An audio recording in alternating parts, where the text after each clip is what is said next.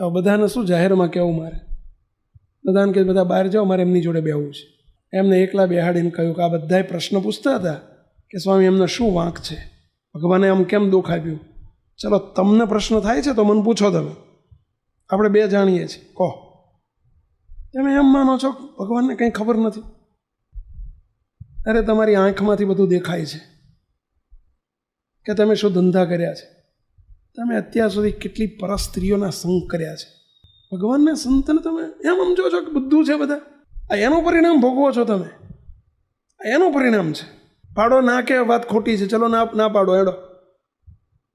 હવે દુનિયાને ઉલ્લુ બનાવો છો, કોઈને ખબર નથી એટલે. અને બધાને પ્રશ્ન એમ થાય છે કે ભગવાનનો વાંક છે. અવેરી વર્તમાન મુક્તો કોઈને છોડશે નહીં.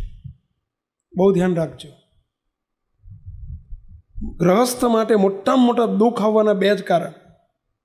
5 વર્તમાનમાં મોટામાં મોટા 2 વર્તમાન, ચોરી ને અવેરી. આવશે જ, લખી રાખજો. આજે નહીં તો કાલે હેરાન થઈ જાય, કરી નાખશે. ભગવાનનો દિવ્ય દ્રષ્ટિરૂપી કેમેરો આપણી ઉપર મંડાયેલો છે, બધું જાણે છે. દુનિયા આખીને છેતરી શકાશે, આને નહીં છેતરાય, મોટા પુરુષને નહીં છેતરાય. અને ખાતું તો આપણું બધું એમના હાથમાં છે, સુખ દુઃખનું ખાતું તો. રોતાય નહીં આવડે ભાઈઓ, રોતાય ના આવડે. બહુ પછી પસ્તાવો થયો, બહુ રડ્યા કે સ્વામી સાચી વાત છે, મારાથી ઘણી ભૂલો થઈ ગયેલી છે. એ તો કાલે હું આવીશ બાપજી જોડે, તમે લઈ આવજો. બીજે દિવસે બાપજી પાસે ગયા, બાપજીને પ્રાર્થના કરી, એમના વતી સેવકે પ્રાર્થના કરી. બાપજી એમણે ખૂબ રડ્યા. ફરીથી બાપજી કે આપણે વર્તમાન ધરાવવા પડશે.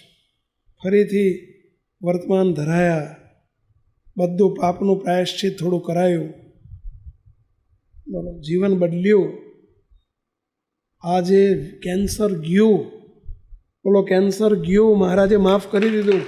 આજે એ વાતને લગભગ 8-10 વર્ષ થયા.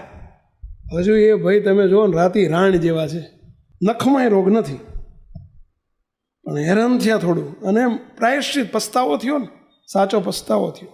તો કોઈ દિવસ એ લાઈને ચડશે નહીં. ગમ્યું, ખબર પડી કે આનાથી ભગવાનને સંત રાજી ન થાય. કિશોરો, યુવકો સાંભળજો, આ તમે બધા મોબાઈલમાં પછી જે જુઓ છો ને, જે ઇન્ટરનેટ ઉપર ને એના પછી પણ એને જિજ્ઞાસા વૃત્તિ જાગે ને એનાથી ખોટી કુટેવો પડે ને પછી આપણને વિજાતિ મિત્રનો સંગ થાય ને, અને એમાંથી ક્યાં જતું રહે ગાડું જતું રહે ખબર ના પડે, ભોગવવું પડશે, દુઃખી થશું આપણે. અને મહારાજ કુરાજી થાય એ વાત જુદી છે. માટે રાજી થાય એ કરવાનું આપણા જીવનનો ધ્યેય બની જવો જોઈએ. જેમાં ભગવાન જેનાથી રાજી હોય એ કરવાનું, રાજી ન હોય નહીં કરવાનું.